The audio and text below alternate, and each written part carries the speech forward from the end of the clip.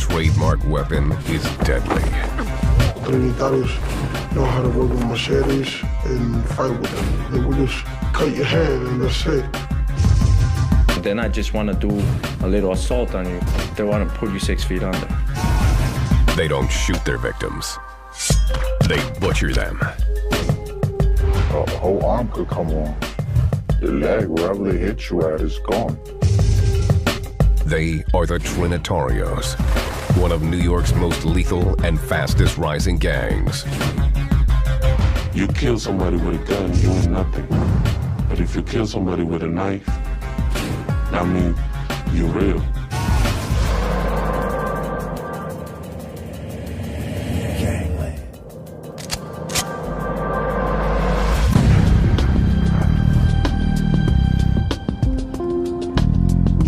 The Big Apple.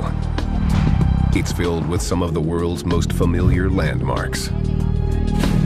Broadway, the Empire State Building, the Statue of Liberty. New York is very, very big. You have the business district, the financial market. New York has a shower law for everybody. Far less welcoming is a group of outlaws that call New York City home. A brutal gang, more than 1,000 strong, with roots in the Dominican Republic. They are the Trinitarios. Their goal is to dominate America's largest city. The Trinitarios, they always want to be on top. They want to be on top of Bloods, they want to be on top of Kings, they want to be on top of Nietas. They got to be on top always. The Trinitarios were born and bred in the New York City prison system. Now, they're spreading across the city's 5 boroughs and creeping into nearby Hudson County, New Jersey. They feel the heat in New York and then they come over here. Or if they've committed a crime and they wanted to get away, they'll hide away over here in New Jersey. They've built their violent reputations wielding a simple but grisly weapon. They don't go out there and shoot people. They're mostly machetes. They're slashing people and cutting people. You hit him and you pull it back, he brings everything out. Blade, a high-ranking Trinitario in one of the New Jersey chapters, fears retaliation for speaking out about the gang. He asked to have his identity concealed.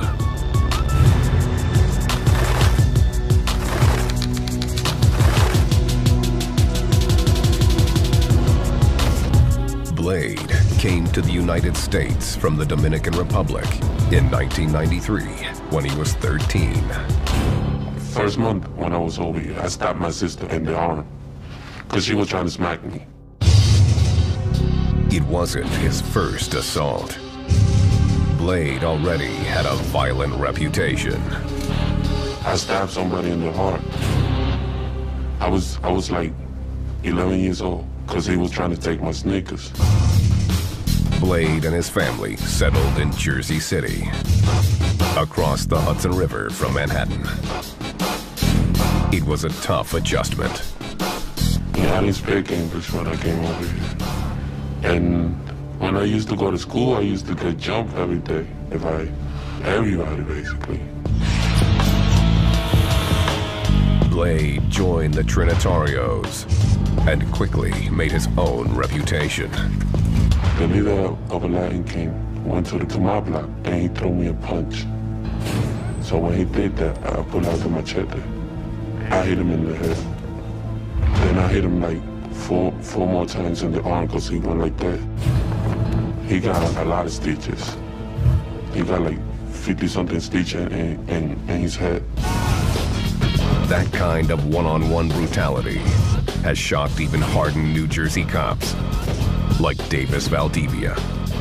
A machete, I'm going to take a limb off, depending on where I swing it. If I swing it at your neck, I'm going to take your neck off.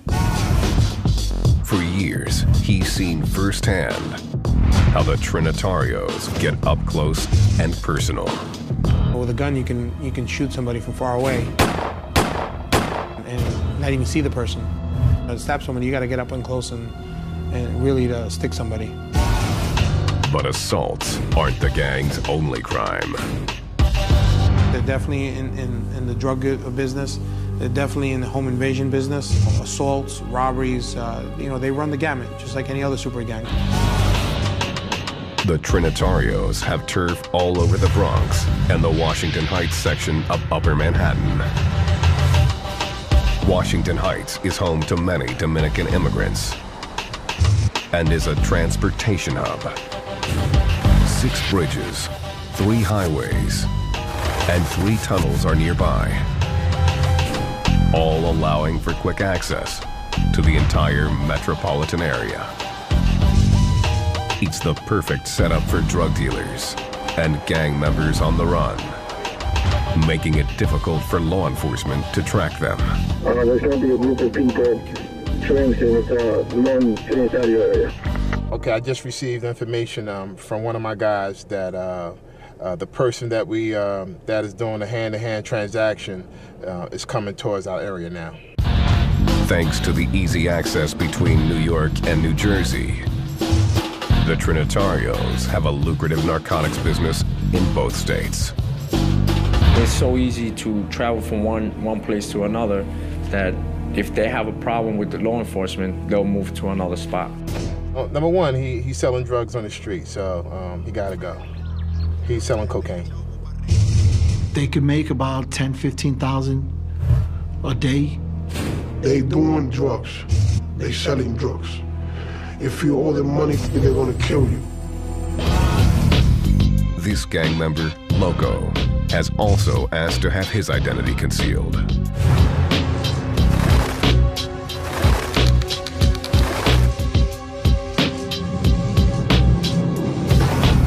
Loco began hanging with the Trinitarios when he was 16.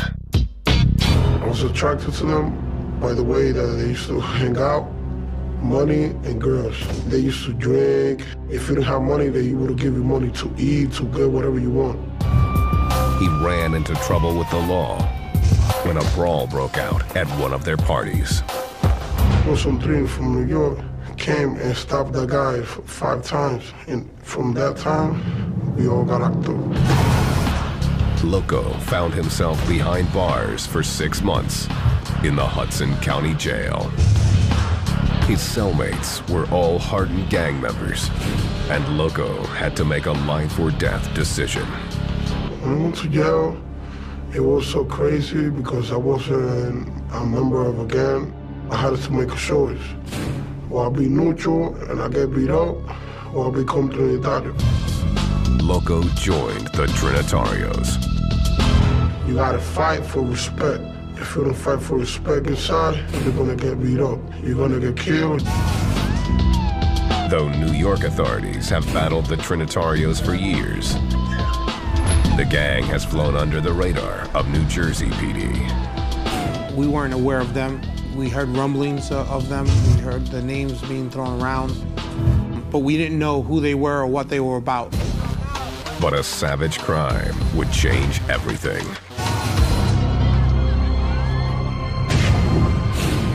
August 24th, 2003, Union City. Trinitarios from all over northern New Jersey joined thousands who lined the streets for the annual Dominican Independence Day Parade. It's supposed to be a joyous occasion, and it's supposed to be fun for all the family and for everyone who's Dominican.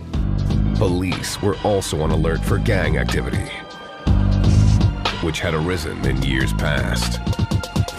And a number of people attend the parade with the idea that they should be proud of being who they are, and sometimes who they are gang members.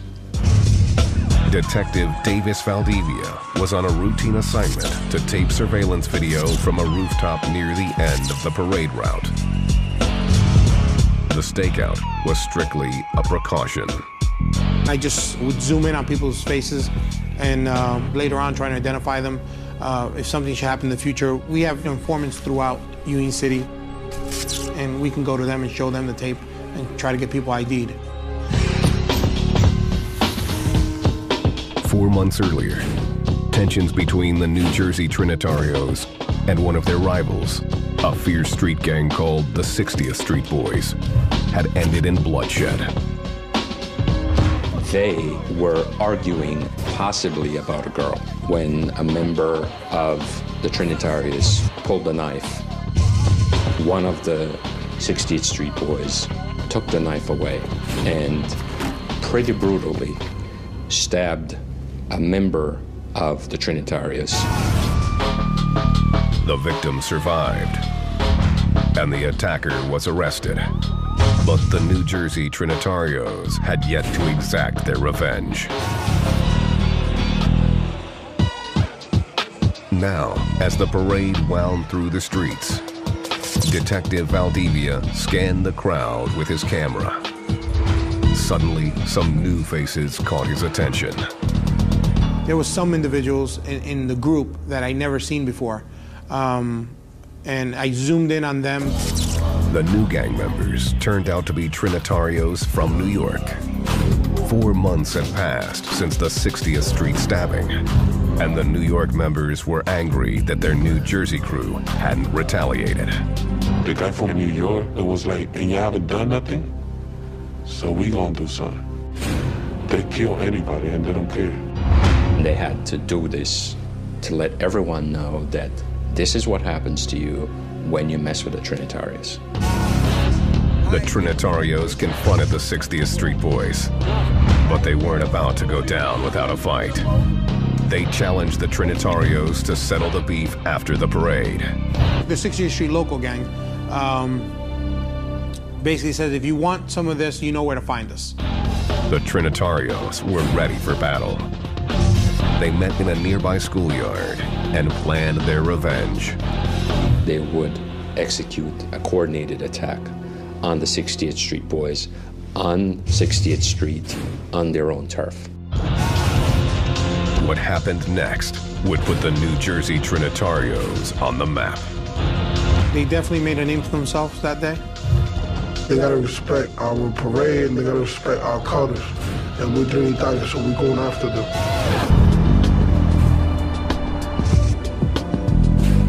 New York City. It's the gateway to the United States. A symbol of opportunity, hope, and the American dream. It's also the breeding ground for a fast-rising criminal enterprise that silences its victims with machetes. A Dominican gang called the Trinitarios. Trinitarios, they kill people, they rob people, they kidnap people. Yeah, they doing the money quick. The Dominican Republic is the second largest nation in the Caribbean, with a long history of hardship. In 1961, the country's harsh dictator, Rafael Trujillo, was assassinated, ending his oppression, but throwing the country into chaos. For the next few decades, tens of thousands of immigrants fled to New York, all in search of a better life. They came here to the U.S., which at the time was experiencing pretty decent manufacturing job market, and Dominicans came here to work. In the Dominican Republic, you only make 3,000 pesos a month. That's like $125. Sucks. Nobody want to be there. By 1990, there were 250,000 Dominicans in the New York metropolitan area. Most were productive citizens, but some got caught up in the city's crack epidemic and violent underworld. Everybody want to be thugs and stuff like that, you know what I mean? So everybody's doing crime over here. The cops took action, and Dominicans began streaming into the New York City correction system, including the notorious Rikers Island Penitentiary, just east of Manhattan. They quickly became the targets of violent, more established gangs, like the Bloods, Crips, and Latin Kings. Dominicans at the time were the minority. Many of them found themselves to be abused by the other ethnic groups that were present. You see a lot of extortion in jail. People taking your commissary, people making you wash their drawers, beating you up for a phone call. In 1990, one Dominican inmate rebelled against the abuse. Pedro Nunez, aka El Caballon, was serving an 18-year sentence at Rikers for weapons possession.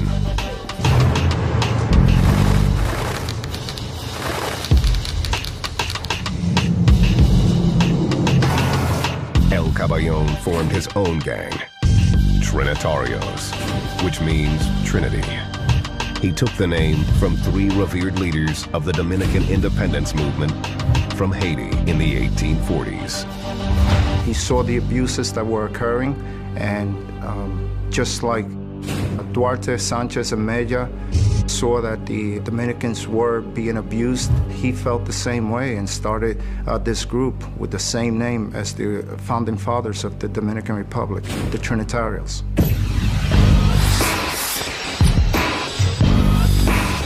For the first time, the Dominican convicts had protection under the Trinitarios. But the gang kept a low profile to escape the watchful eye of prison officials. They kept it very quiet about what was going on for obvious reasons. The Trinitarios on Rikers Island basically operate as a secret society that's there to protect Dominicans. As their numbers grew into the hundreds, the Trinitarios began dominating the other gangs. I don't care what anybody said. In New York, if you're not a Trini in jail, you're nothing. Ain't no blood, Cribs, Latin King, nothing. Trini run New York. El Caballon's domain expanded in the mid-1990s as Trinitarios finished their time at Rikers and returned to the streets. With El Caballon running the gang from prison, the Trinitarios took new shape in the heavily Dominican neighborhood of Washington Heights in Upper Manhattan. So they started making, like, if you're gonna be a Trini in here, you gotta represent Trini out there. And you're not just gonna be a Trini in jail for protection. You gotta be a Trini in the street too. You gotta represent.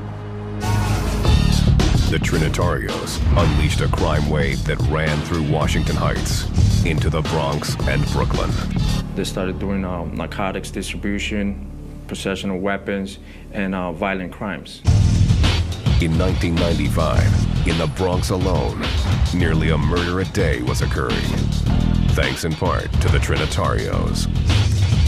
The gang began smuggling cocaine from the Dominican Republic using ingenious and dangerous methods. They'll bring drugs to the state by swallowing it, boofing it. These carriers, known as mules, could hide a half-pound or more of narcotics, risking death with each trip. Imagine you with more than 300 grams inside your stomach. Anything could go wrong. You can't eat, you can't drink nothing.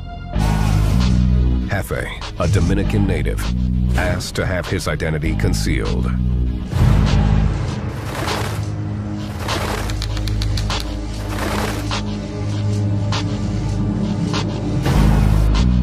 He and his family moved to the Bronx in 1992.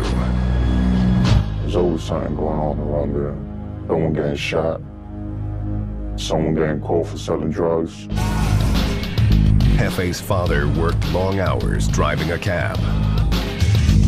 He insisted Jefe stay at home while he was working because of the many gangs that terrorized the hood. It was usually Bloods and Crips. You know, they had Latin Kings, they had Nietas, Zulu Nation.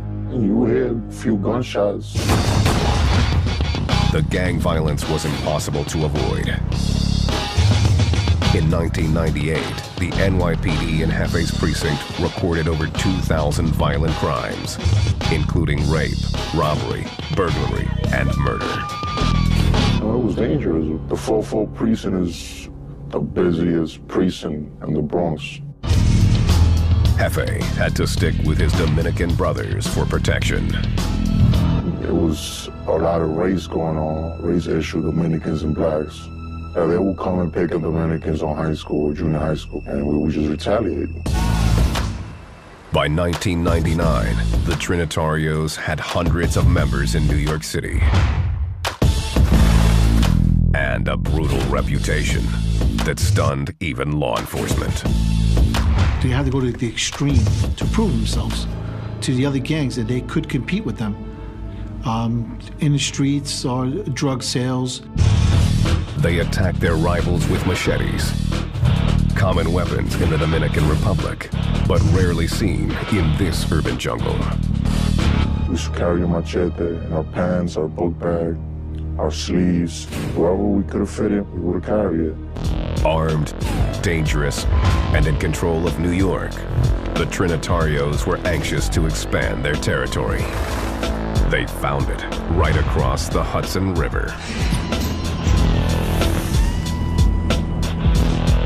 For years, New Jersey had attracted Dominicans who craved the advantages of the city, but with a lower cost of living. All it took was one Trinitario, and New York's inner-city gang epidemic spread like a virus into the suburbs of New Jersey. It started only by one person in Bayonne, and then from Bayonne, it got all the way up to Union City and West New York. The New York members began mentoring their New Jersey counterparts. They didn't have a structure at the moment, so they started helping them and teaching them how to do the stuff, how to sell their own guns, manufacture their own drugs. As the gang became more organized, so did its drug trade. The power of the Trinitarios was spreading fast. They go through the George Washington Bridge, so they transport the drugs from New York to Jersey City, and then from Jersey City they spread it up north. New recruits were easily found in local high schools. Blade joined his sophomore year, then dropped out of school to focus on his new family. When I became a trainer, it was all about taking care of people. You needed money for rent, we there. Like, nobody wanted to mess with Trini. Their ruthless use of crude, store-bought machetes made it even more obvious that the Trinitarios meant business. Loco witnessed one fight that drove the point home. So it was like King tried to fight with them.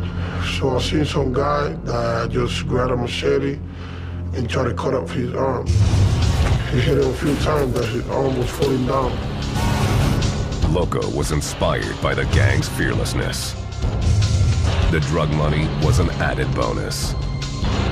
I used to sell drugs. I felt like I was doing something wrong, but I liked the money.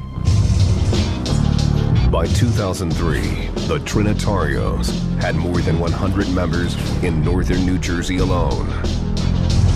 Though the gang had long been in the sights of New York City PD, their growing numbers were still a secret across the Hudson. It would take a cold-blooded killing before New Jersey authorities got the message. And it was so quick. I mean, it was just like wildfire. They just started spreading all over Hudson County.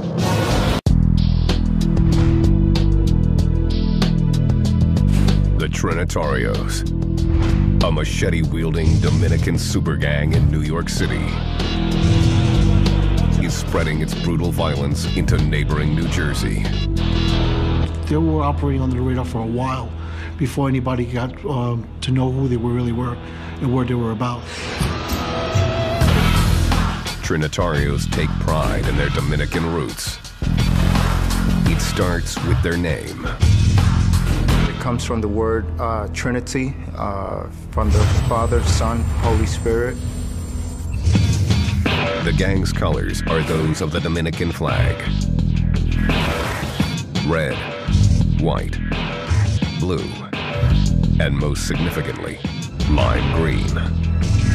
The center of the flag got green. It means like earth.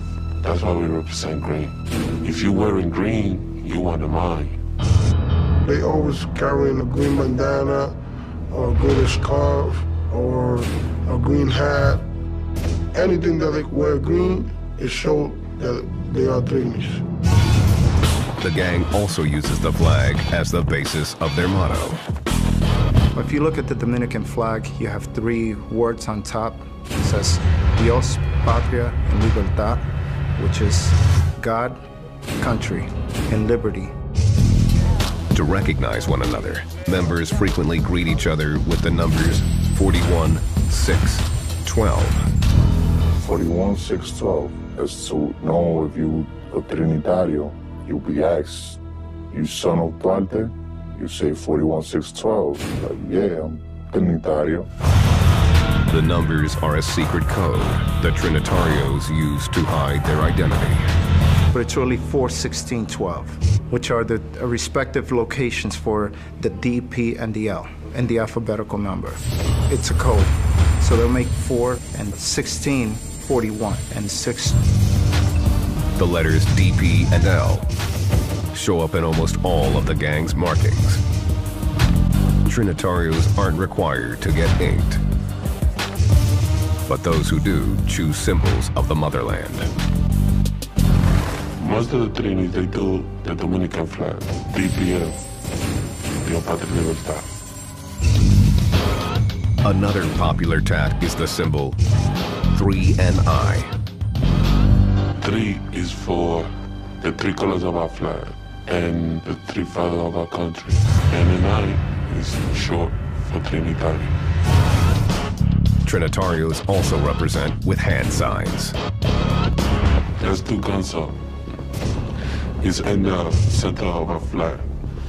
And that's the 3 fathers of our country, the 3 colors of our flag, and DPO, Dios, Patria, Libertad. That's the D for Trinis. And it's like a cross, because our flag have like a cross that divide the colors. The Trinitarios are highly organized and enforce strict rules. I want to say maybe second to the Latin Kings, they're probably the most structured gang. All of the gang's chapters are organized the same way. Trinitario structure, everything is 3. So there's 3 top, then you break it down into 3 heads for each chapter. They'll start off with the head, which they call a cabeza. They'll have a secretary. They'll have a treasurer. They'll have security. They'll have an enforcer. There is even an advisor who handles the members' personal business. He's the one, like, if you have a problem, like with your family and stuff like that, you need somebody to talk to, you talk to him. Leaders who get busted are quickly replaced. If I get sent upstate, whoever's second is first, third is second, and third will be a new man, you know? Trinitarios initiate some recruits with beat-ins. Others just need a good recommendation from a trusted crew member. If they know you already put in work, they know you fight and all that, they won't make you go through that hassle. They're like, oh, I know him, man, he gets down. All members must learn and obey the gang's basic code. The 7 points. God, respect, love, peace, courage, nation, and liberty. Gangsters who mess up get DP'd. You get 3 people that's gonna hit you for 3 minutes. It's from down to the head to the body. A second violation means twice the discipline. So you gotta make sure you don't do it again, because when you do the second time, you're gonna get 6 minutes. The third time, you're gonna get suspension. You ain't gonna be no training no more. Chapters hold regular meetings where they collect dues and conduct business. The money that we collect in every meeting is just in case you get locked up, we can send you money to jail. Once a year, Trinitarios from all over New York and New Jersey meet for a universal. They will have universal so everybody could come down and be a part of what's going on. New York Trinitarios, older and more experienced than their suburban brothers, still call the shots. I would say New York probably has more of an influence on Jersey and probably tells them what to do or what to say or how to act if they don't like what they're seeing or hearing. That's what happened in August 2003 at the Dominican Day Parade in New Jersey. The New York Trinitarios discovered that their Jersey brothers had been attacked and issued their secret call to arms. 227 is 227. It means you go to war. The numbers are a code for February 27th, 1844, the day the Dominican Republic declared independence from its Haitian rulers.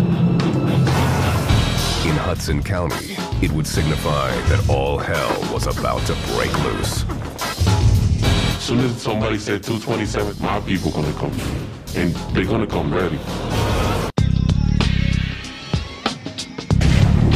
August 24th, 2003, Hudson County. It was New Jersey's annual Dominican Day Parade.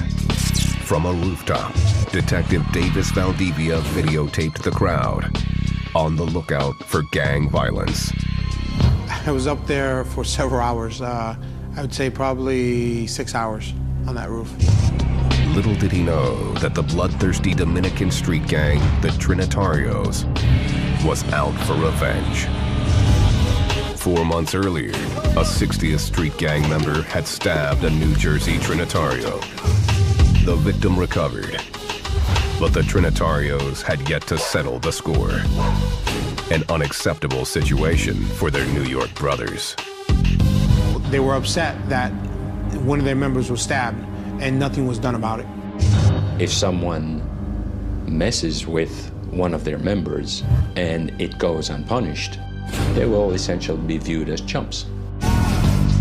The New York Trinitarios were hell-bent on revenge and planned to get it on their opponent's own turf. They strategized their attack at a local schoolyard late that afternoon. At the suggestion of a New York leader, they traded their traditional machetes for screwdrivers.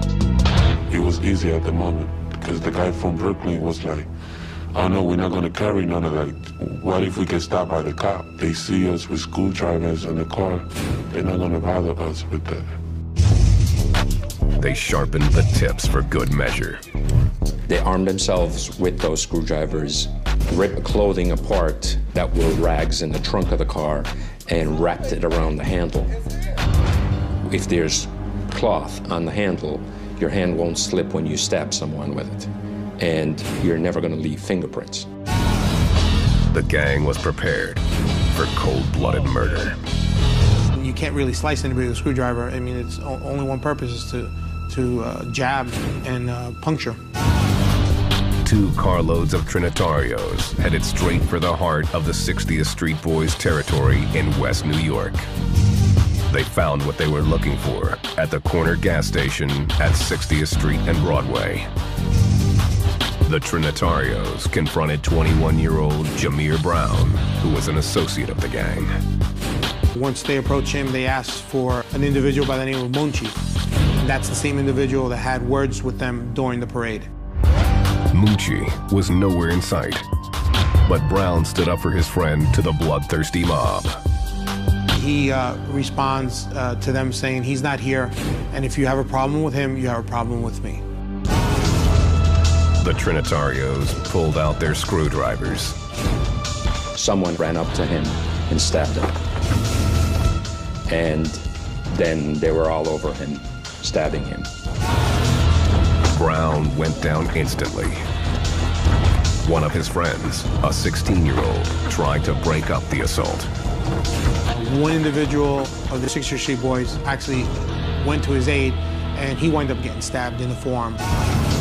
Jameer's friend was able to escape and ran to alert police. He suffered a severe stab wound and would later need 19 stitches, but he survived the attack.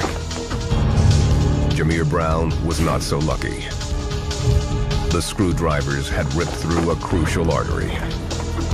The Trinitarios scattered, leaving Jameer Brown essentially dying on the street.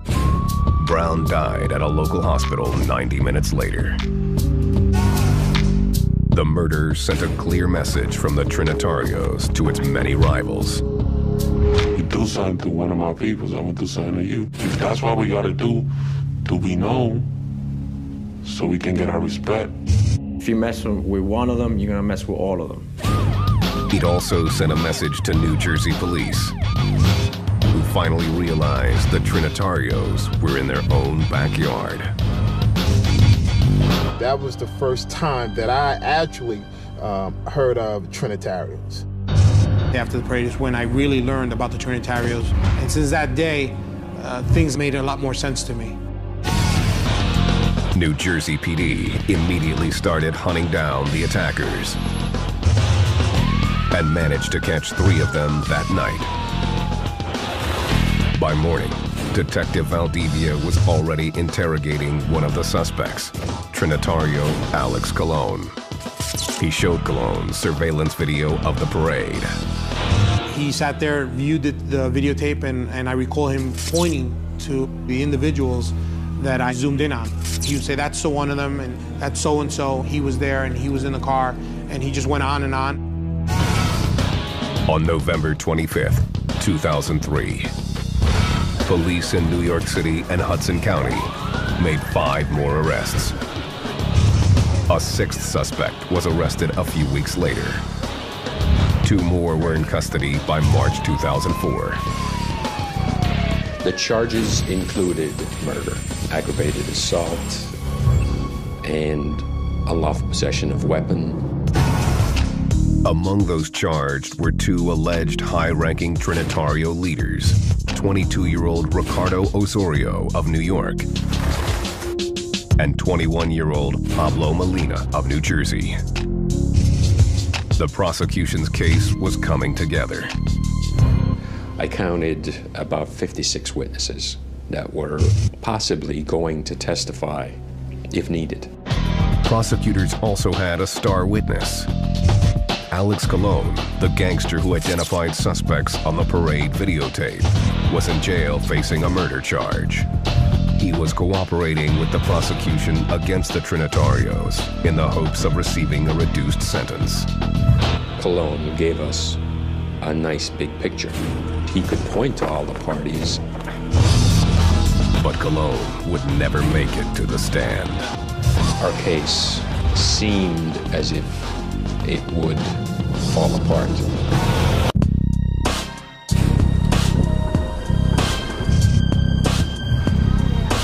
Hudson County, New Jersey, 2004. Police there were carefully building a case against the Trinitarios, who had repeatedly stabbed and killed 21-year-old Jameer Brown.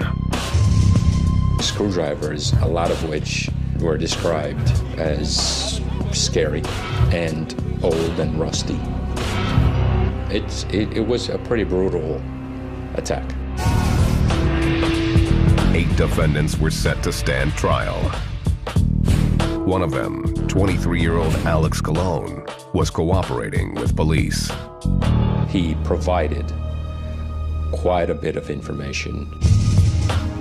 The case looked solid until January 2005. Colon was killed by a fellow inmate in jail. No one could prove the Trinitarios had murdered Colon to keep his mouth shut. And the prosecution was now in big trouble. Their star witness was dead. And other witnesses were terrified they might be next.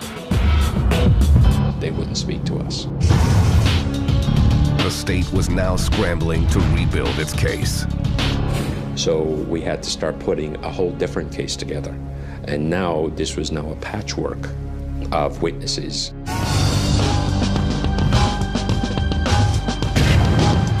January 5th, 2006. The first Trinitario defendant, one of the alleged New York leaders, Ricardo Osorio, went on trial. 18 days later, the jury convicted him of conspiracy to commit homicide. In May, The second defendant, Ramon Almonte, also went on trial. This time, Detective Davis Valdivia, who had taped the Dominican Day Parade where the fight began, took the stand as an expert witness. I was able to show motive. I was able to show why they would respond the way they did. Almonte was also found guilty of conspiracy to commit homicide. He and Osorio received sentences of up to 20 years in prison.